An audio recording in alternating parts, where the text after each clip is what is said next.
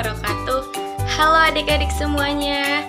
Perkenalkan, nama kakak Ayu Landari dengan NIM 22231007 dari Prodi Pendidikan Ilmu Pengetahuan Alam FMIPA UNP Universitas Negeri Padang.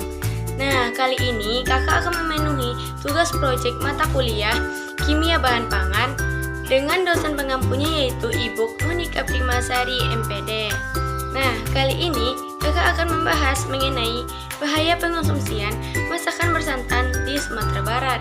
Nah, adik-adik pasti udah tahu kan, makanan di Sumatera Barat, terutama nasi Padang. Di rumah makan Padang tersebut juga terdapat berbagai macam makanan yang berbahan dasar dari santan.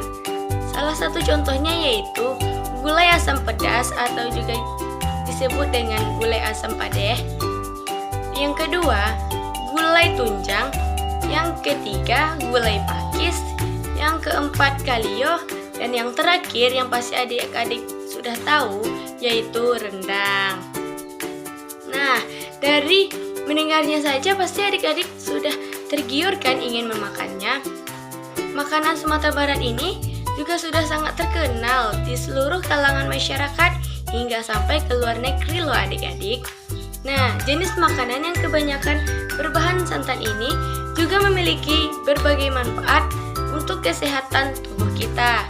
Salah satu contohnya yang pertama, menjaga kesehatan jantung dan pembuluh darah.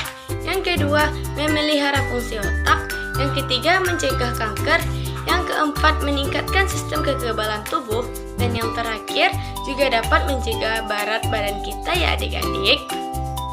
Namun, dapat adik-adik ketahui, manfaat ini dapat kita rasakan apabila kita mengkonsumsi masakan bersantan ini berdasarkan takarannya ya. Kita tidak boleh memakan masakan bersantan ini terlalu berlebihan. Mengkonsumsi makanan bersantan yang terlalu berlebihan atau di luar batasnya juga dapat menimbulkan atau memicu berbagai macam penyakit di dalam tubuh kita ya adik-adik. Nah, contohnya yang pertama yaitu tekanan darah tinggi. Hal ini disebabkan karena jumlah santan yang berlebih dapat meningkatkan kadar trigliserida, yaitu salah satu jenis lemak yang berguna sebagai cadangan energi. Namun, kondisi akan berdampak pada penyumbatan arteri serta pembuluh darah dalam tubuh kita, sehingga tekanan darah akan meningkat karena kita mengkonsumsi santan itu terlalu berlebihan. Yang kedua yaitu gangguan jantung. Hal ini juga disebabkan karena santan yang dimasak dalam suhu yang tinggi dan dimasak juga dengan berulang-ulang sehingga dapat menimbulkan penumpukan lemak jahat dan yang dapat memicu gangguan pada jantung kita ya adik-adik. Yang ketiga yaitu stroke ringan. Hal ini dapat terjadi karena adanya penumpukan lemak jahat di dalam tubuh kita sehingga bisa menyumbat aliran darah dan pembuluh arteri.